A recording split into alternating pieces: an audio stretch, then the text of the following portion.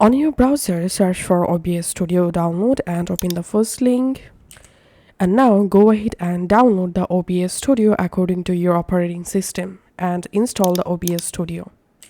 Now launch your OBS Studio and come to this sources box. Here click on this plus icon and select display capture and rename your display capture. I'm typing here game and click on OK.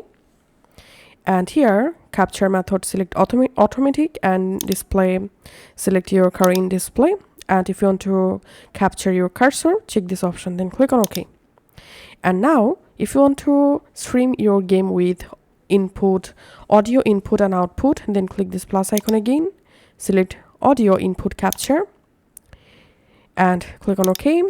Then click on this device drop down and select the microphone, click on OK. And to stream with output or game audio, click this plus icon again, and this time select audio output capture, click on OK. Select your output device and click on OK. And now go to your Facebook and from your profile tap this go live option, select go live, set up live video, select a video source. Here select streaming software, and here you will get your live stream key. Copy the stream key, then go back to your OBS Studio, go to settings.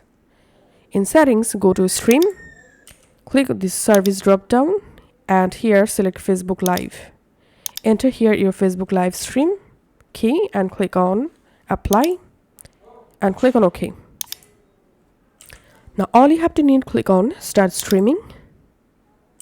Once the streaming successfully started, now go to your game, which game you want to play. So go ahead and play the game.